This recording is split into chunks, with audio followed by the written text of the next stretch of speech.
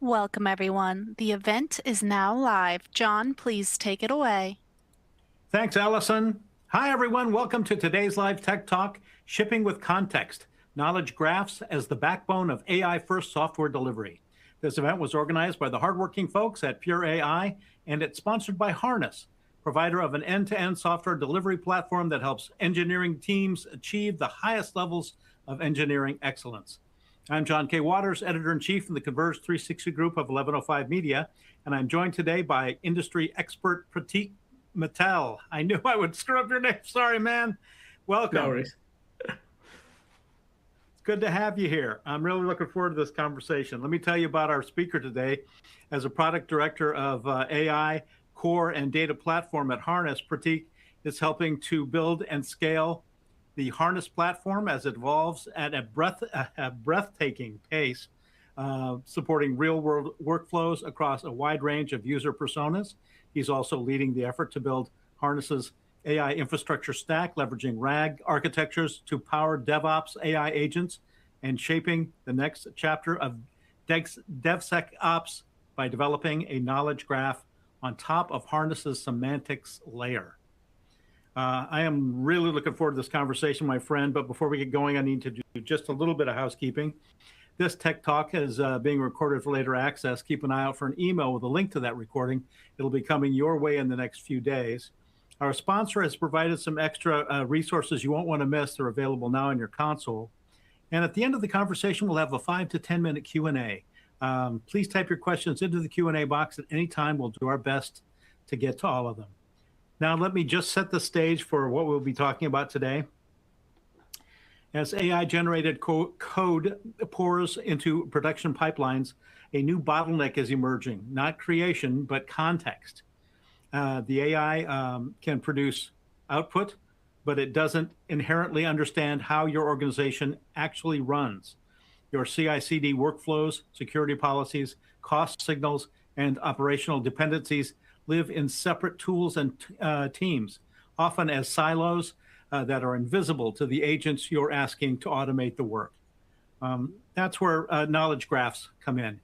They're the missing layer that turns disconnected engineering data into living, connected context that AI can reason over. Not a database, not a dashboard, a shared representation of how your systems, teams, and processes truly relate, so automation aligns with reality, not assumption. Okay, I guess my first question for you is, what's the most common failure model you're seeing in AI-first delivery today? Thanks, John, for the intro. So what we are seeing today is the most important piece is the context, right?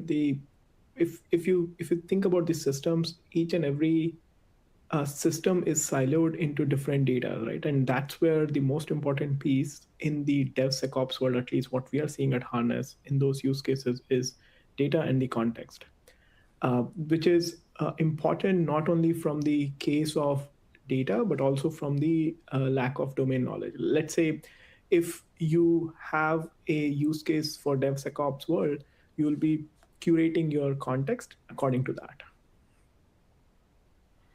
Okay, so what's the clearest sign an organization has hit the context bottleneck versus just having messy tooling or process debt? Sure. I think we all would have seen, right, whenever there's a big fire, fighting, or incident inside our companies, we always look or reach out to a specific set of people, or it may be a human or maybe a process, which is a bottleneck. So if you have reached to a point where you are solely depending on certain set of humans or certain set of processes, I would say that's a bottleneck. And that's what this context, this knowledge graph can help you, because in most of the enterprises, corporation, there will be always tribal knowledge or the information, which is very important to solve a particular use case. But hey, with this knowledge graph and having that context, you will be able to avoid that bottleneck being built up for you. Okay, help me understand the difference between AI-assisted DevOps and AI operational DevOps. What's your definition, and what changes once a knowledge graph is in place? So what we see here today is in DevOps world, most of us use AI in some form or the other, right? Like whether it's right now generating code or maybe using a code to develop or come up with a CI/CD pipeline or do a security test orchestration. But the AI operational DevOps is AI is just not helping you to write that code. It's actually helping you to build that whole process of not only producing the code, but actually safely taking that code all the way from development to production. And that's what we call it as a AI assisted DevOps versus AI operational DevOps. Here, the most important piece is you will be able to see the difference between a platform approach versus a siloed approach. Fascinating. Okay, in practitioner terms, what are the entities and relationships that matter most for software delivery context? Yeah.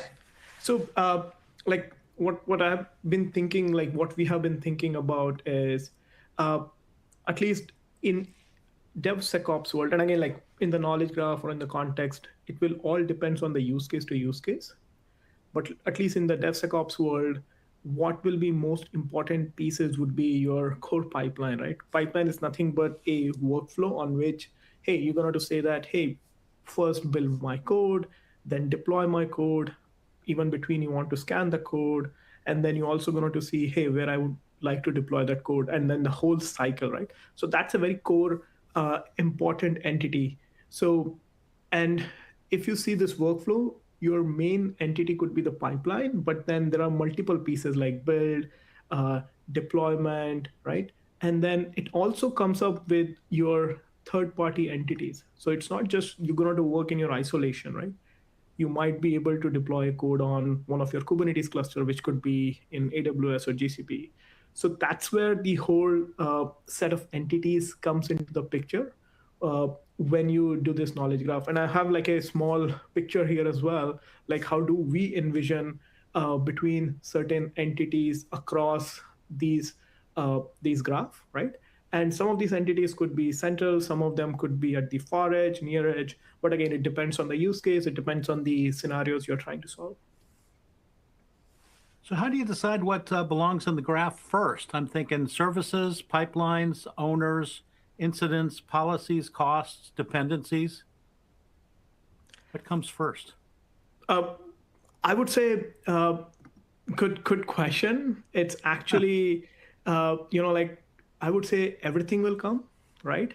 But I've seen that scenario where you have to start with your core piece as the central piece. So let's say in the prior scenario when I'm talking about, let's say the use cases, I want to deploy my code all the way from creation of code to deployment on an AWS cluster. Your central engine, like in the old days, is going to be a pipeline. That's going to be your core entity.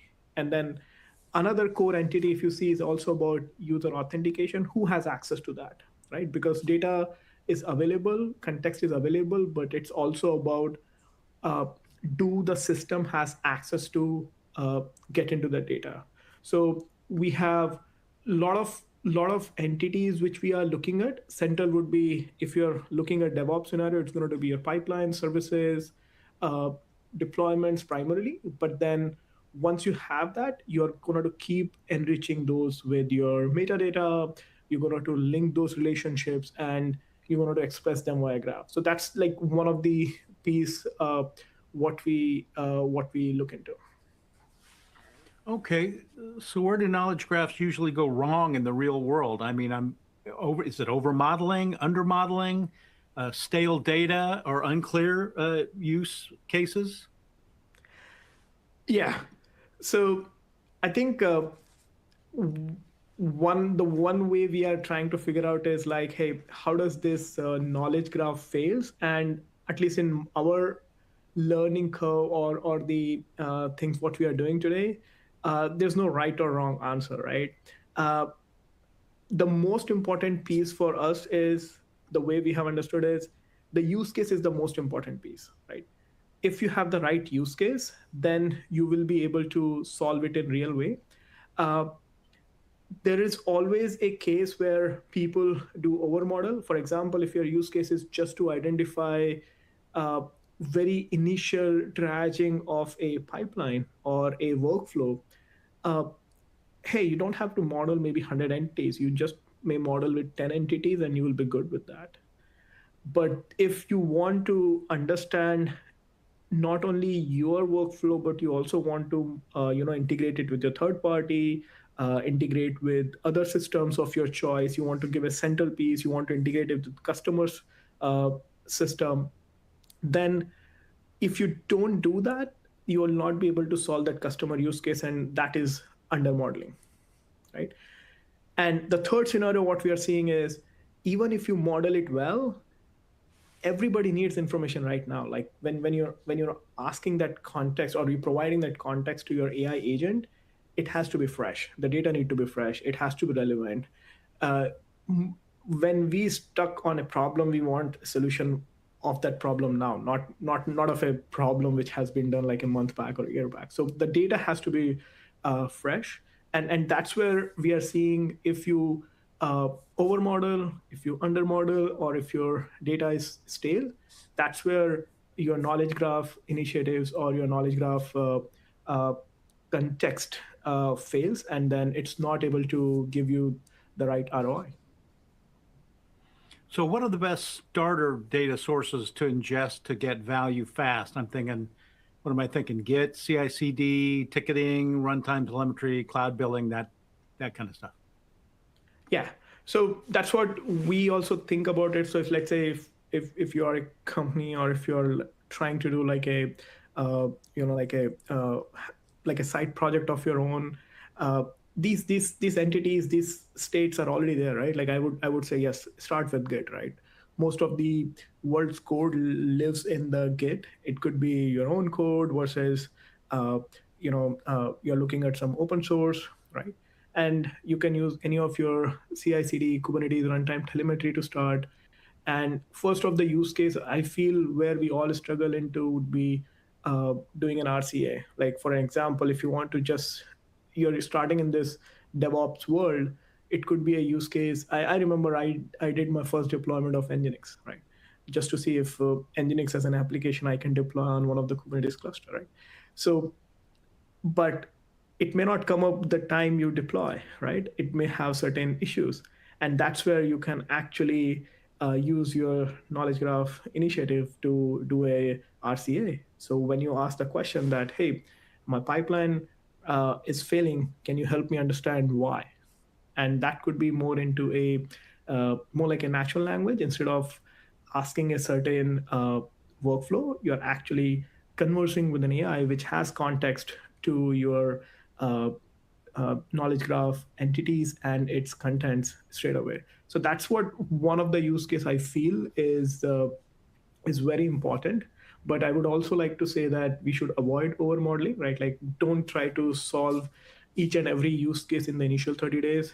Write your use cases. It could be like top 2, top 5 based on where you are, what industry you are. Like for example, uh, transportation industry's use case would be completely different from a healthcare industry use case, or maybe telecom, or maybe energy, right? Like each industry has their own core set of use cases and own core set of users. How will they use that particular uh, use case to solve? So that would be my approach, that you start small, you start with right set of data sources. In DevOps world, it could be Git, CI/CD, telemetry, and then try to do an automated RCA without over modeling. So how do you keep the graph current? And what would you consider good enough freshness for AI agents?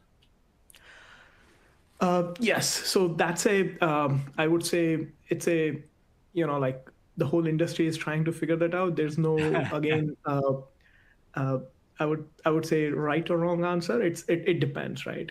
Again, like going back to over modeling, under modeling, and stale data, what we are trying to leverage is the power of sync frequency, right? So you can always do any kind of streaming, like you can use some kind of open source streamer to sync your data between that. So if you see the high level diagram here, what we are saying is, hey, that AI agent, which is interfacing with the customer or the user, will always interacting with your knowledge graph and data platform, right, to get the semantics of that particular questions, right? So that's where your semantic layer can live, and that semantic layer is actually getting the data from certain set of databases, which is nothing but your core data set. It could be again first party, third party, certain set of data sources, and you should be able to sync them on a regular frequency to keep your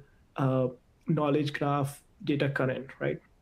And again, I'll go back to use case. In certain use cases, it could be that you have to be at a near real-time frequency sync. Like for example, in at least in my world, in DevSecOps, most of our customers, most of our users would be like, hey, I have a application deployment deadline coming because I need to release an app to my customers. And if Harness is not able to complete that workflow, they would like to know why. Is it a user error? Is it a vendor issue? Is it something on third party side, right?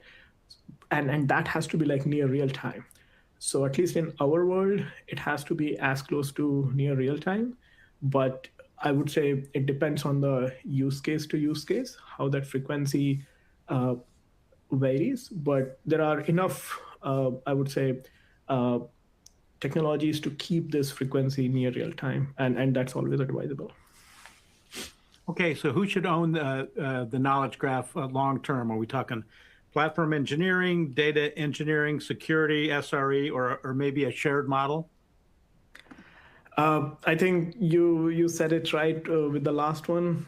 It is a shared model, right? Because knowledge is not something should belong to one, right? As a humanity, like knowledge belongs to everybody, and the name says that, hey, it's a knowledge and it's a graph, which means not even a single person or a team will have all the information which is required to solve your use cases. And that's where our approach is. Each and every persona, each and every team is going to bring that unique integrations or information available to them to enrich this graph. It could be not just defining those entities, but that's where, for example, your platform engineering brings the schemas, right? SRE has the most information about current incidents which are happening or reliability signals, right? Security brings the policies and guardrails, which is very, very important in the how much information can be given to this AI agents, because knowledge graph can provide this information, but it has to be the right information, and it should help elevate the customer pain and not increase their pain by giving the wrong information, right? And app teams are the people who are actually interacting with your customers on a daily basis. So I think it should be a joint ownership between all of these pieces, and we should not treat the knowledge graph as a pure data platform where, hey, all these entities are just getting dumped, and then there is a confusion of who owns what versus what are these entities, and there's a confusion among each one of them. So that's our thinking and an approach to solve this problem. So how do you handle identity and normalization? Like, for example, mapping service A across Git repos, K8s, deployments, cloud accounts, and runbooks? Yeah.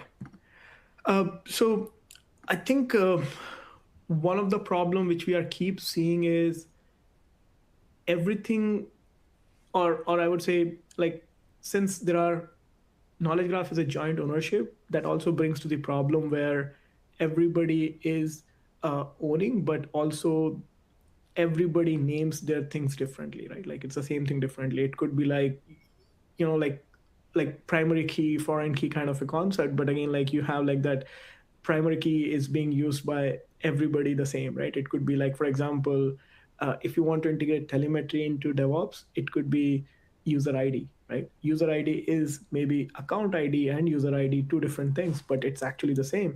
But people have just write it in a different way, right? So the way we are trying to think about this is like, hey, you have to define a canonical service identity, right? Where it's nothing but, even though if the names are different, there should be a relationship between them to understand that, hey, even though for this particular side of uh, let's say data table, I have defined it as user ID, but here if it is account ID, I should be able to correlate, I should be able to match it. So that's where your rule-based matching can help you to do that. Another thing is you should be able to allow the aliases, like don't force these kind of renames. And then most important piece is having a change management process. So what I mean by that is, let's say multiple teams own these entities. uh, those multiple teams are gonna to contribute to define those entities, enriching that metadata, and then that's the process you have to bring to make sure that one team is not overwriting on other team, right? There should not be stepping onto things. So you have to really bring into change management process. It could be as simple as like introducing tags or introducing some kind of like ticketing process, which can help you making sure that uh, the entities are not getting like uh, cluttered, or it's not leading us to our over modeling problem, which we discussed before. Right. Okay, so what's your approach to preventing context overload, and how do you select the minimum context and agent needs for a given task? That's a great one. So the way we have like a MVP, we call it as like MCP, like minimum contest, right, what you can provide. So I think the most important piece is like you have to have a role-based services, right? Uh, like for example, you have to have a role-based view. So the one is you should be able to say that, hey, what is my minimum viable context I need to solve that use case, right?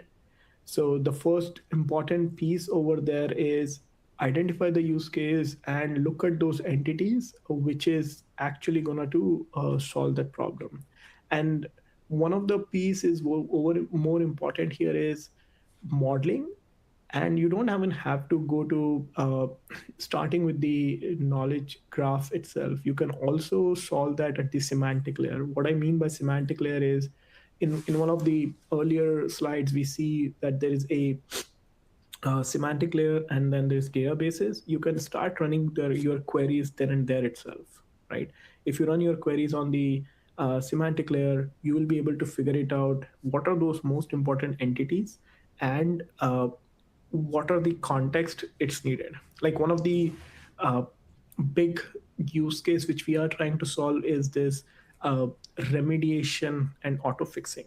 So for example, if you run a pipeline or a workflow with a deploying in a DevSecOps, it could be that a pipeline which was running a day prior is failing today, right? Maybe user has not changed anything, but it is the same context which has been passed yesterday, and it's the same context which has been passed today. The only difference could be a change in artifact, a change in code, or someone has gone ahead and changed the policies or some kind of user access on that particular pipeline. So that's where the most important pieces are. So that means like, hey, these are your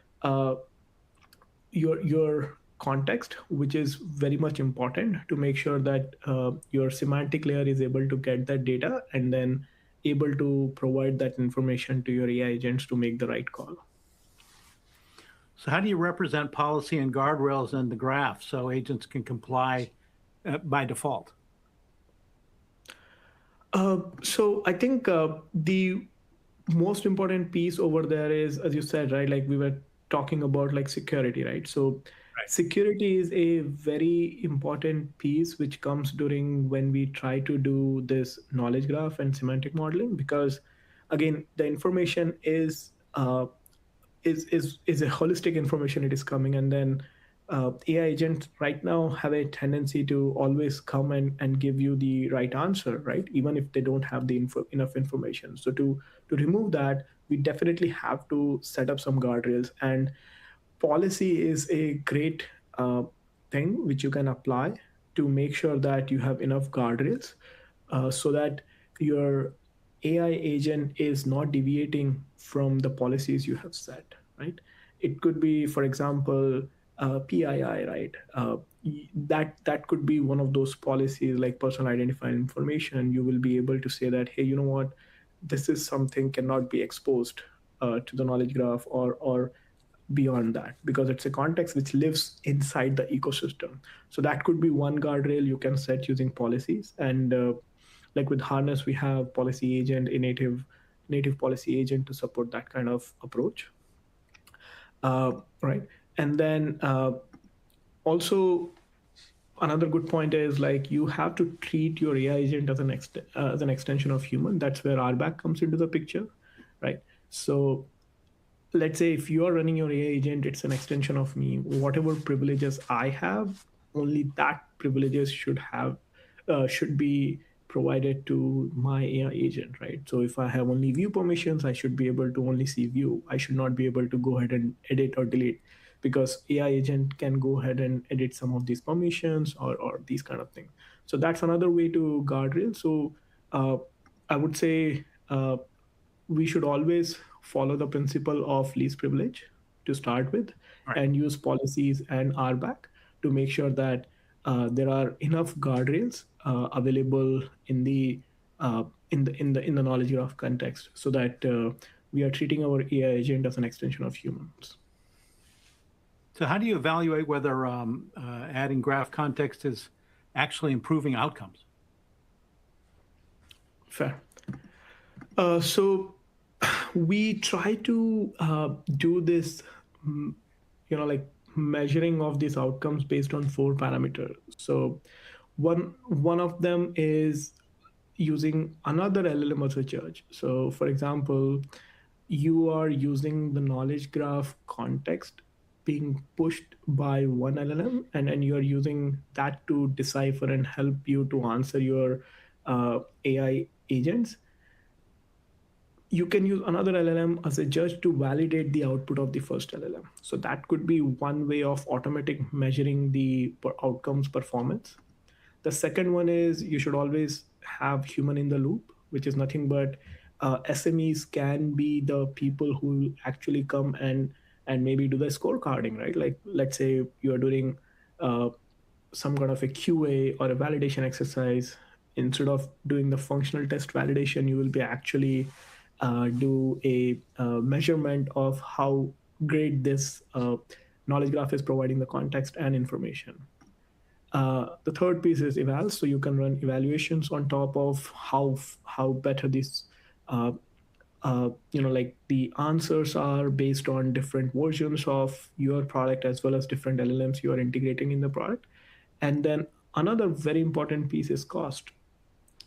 Not everything need to be done at a very expensive rate. So you should always measure your cost. How much is the cost when you are using this knowledge graph and these agents to solve that particular use case?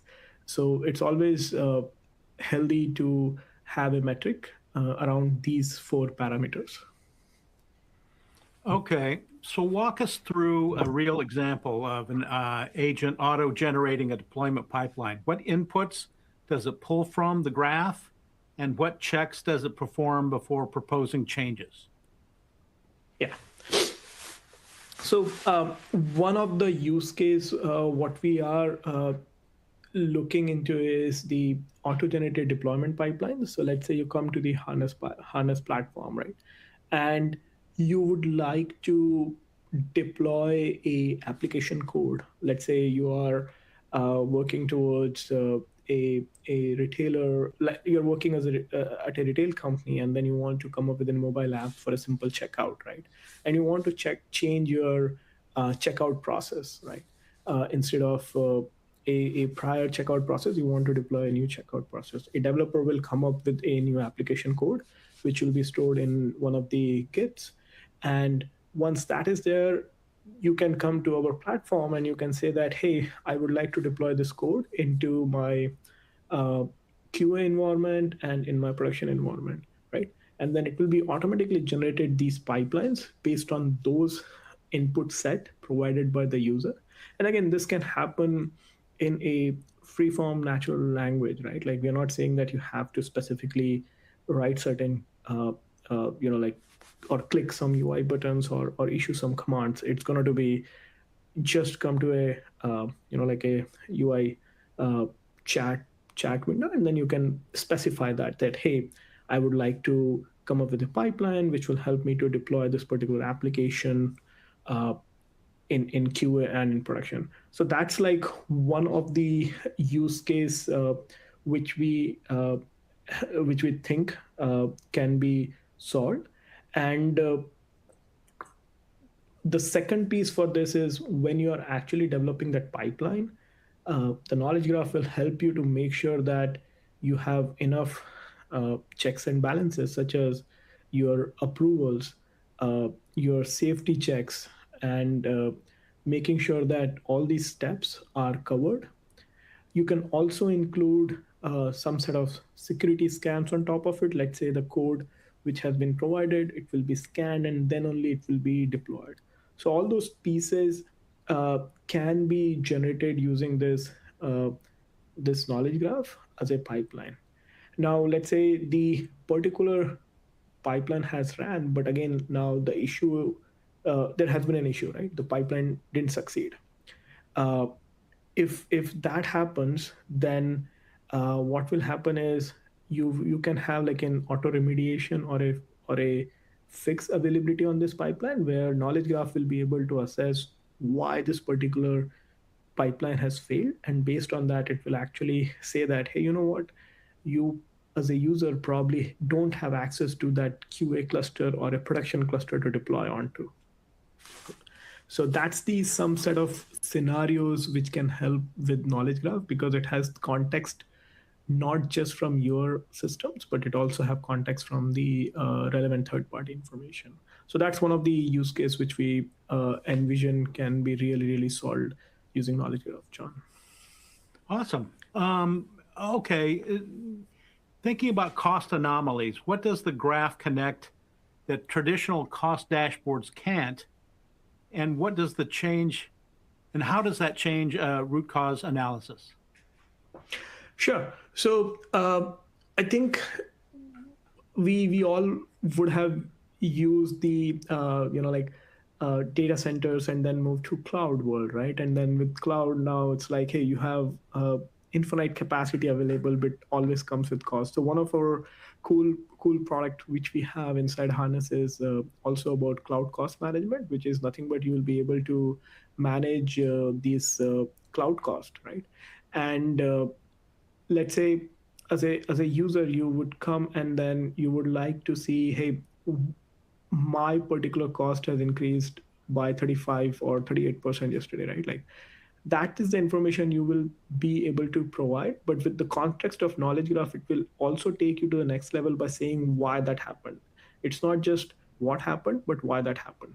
And it will be able to provide information, something like, hey, your particular service which has been deployed instead of this particular cluster, it has actually gone into a different cluster, and then it actually drove the EC2 spike.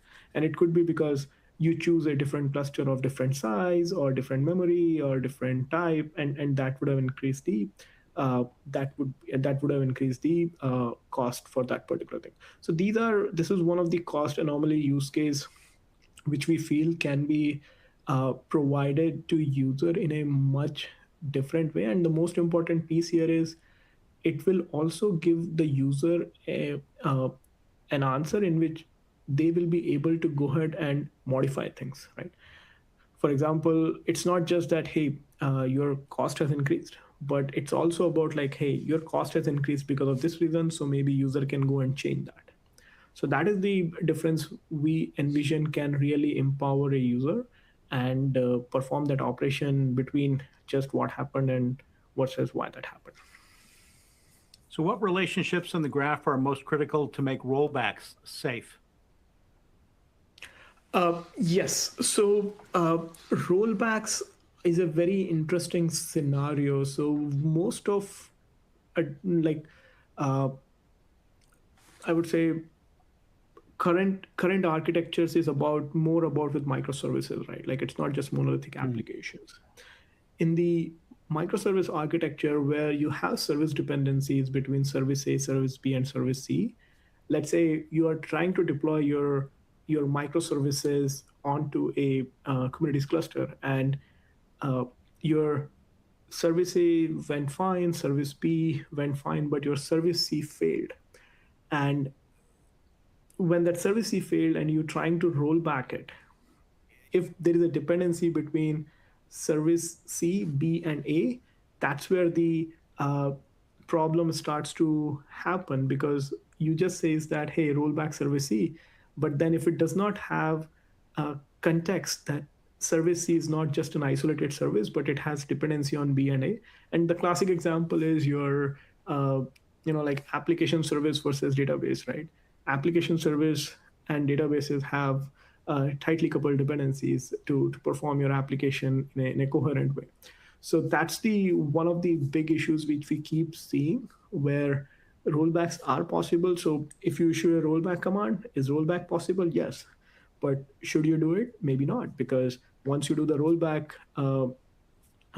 the whole system will be will not be working fine. So that's the difference, where we see that context-aware rollbacks are always helpful, and that context can be provided using the knowledge graph, which may not be possible because all the services are not isolated.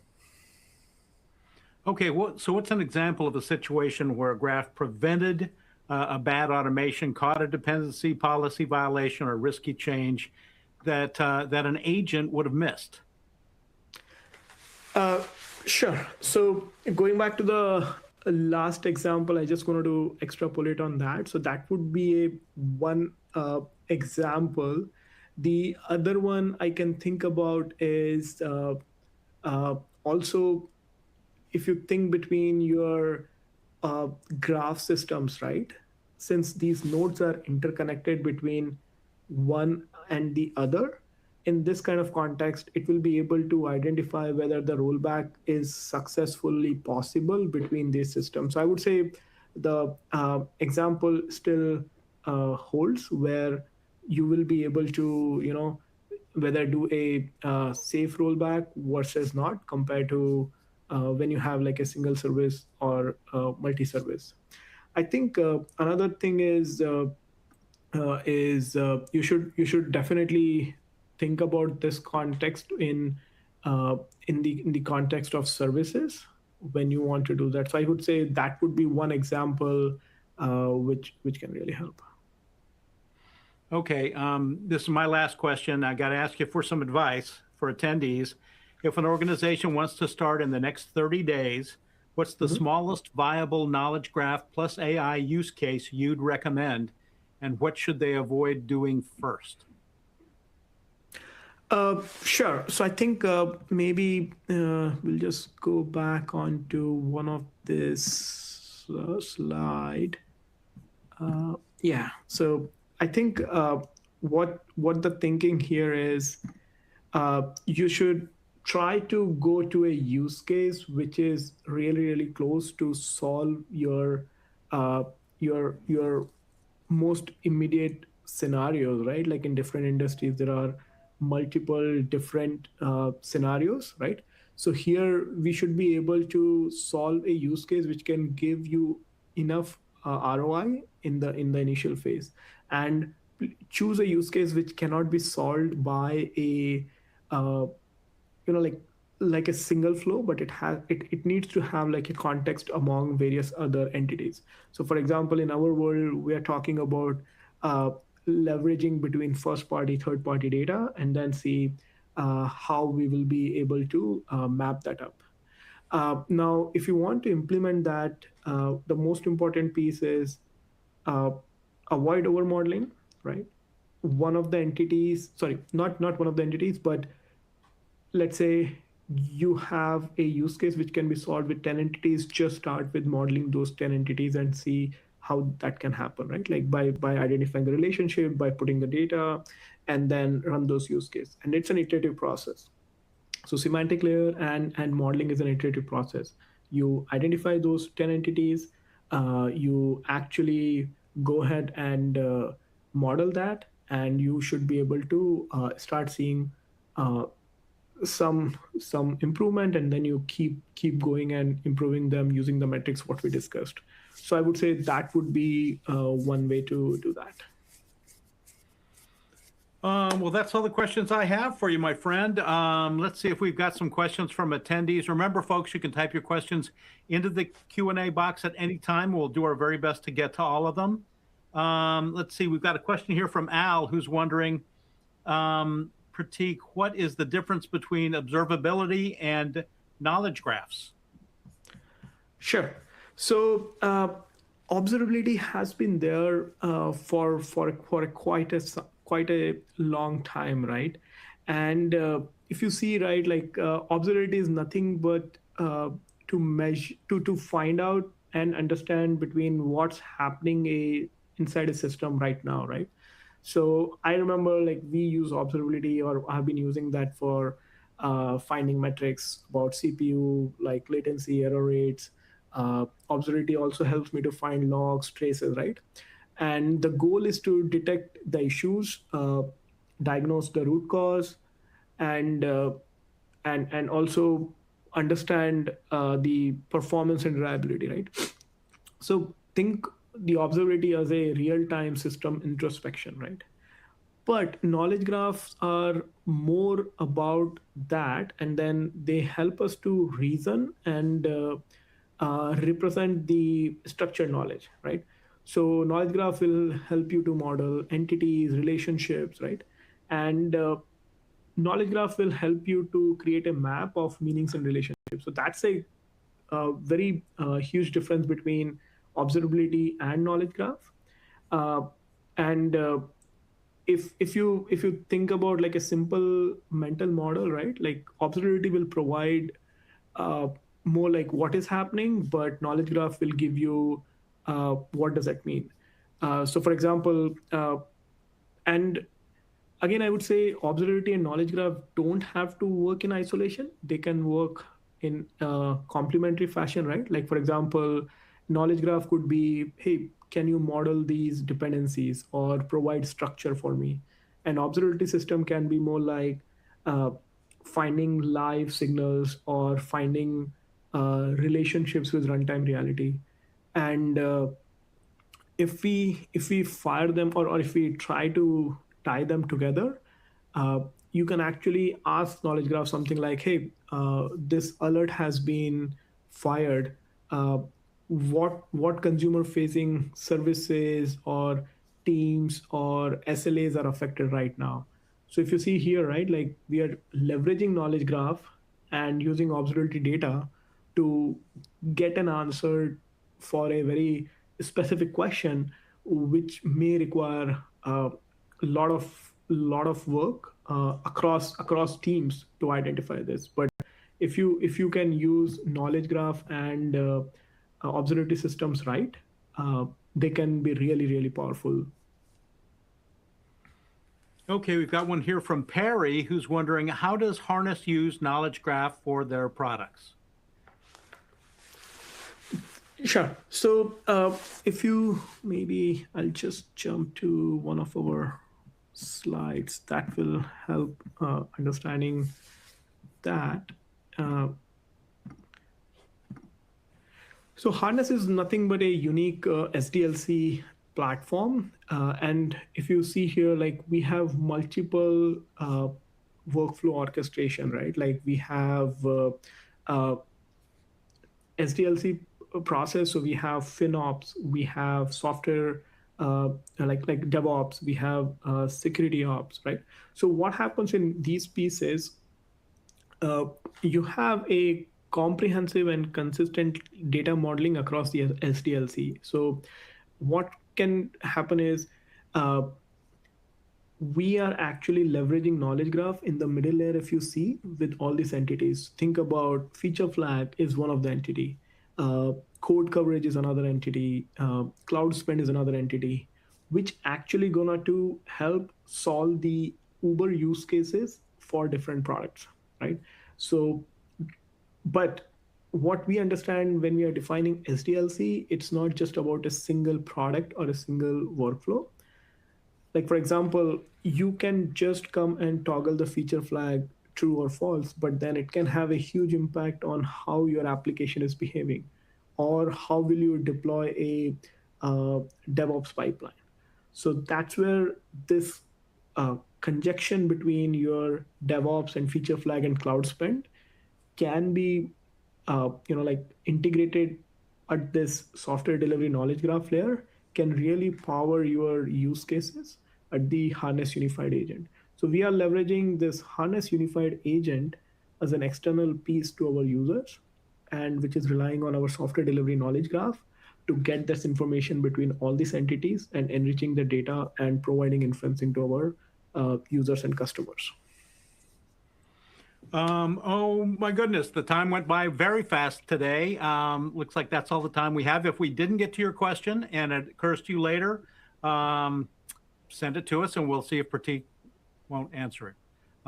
That's all the time we have today for this Tech Talk. I want to thank Prateek Mittal for an informative conversation. Really, really good. Thank you, man. Thanks, John. Thanks for your time and appreciate it.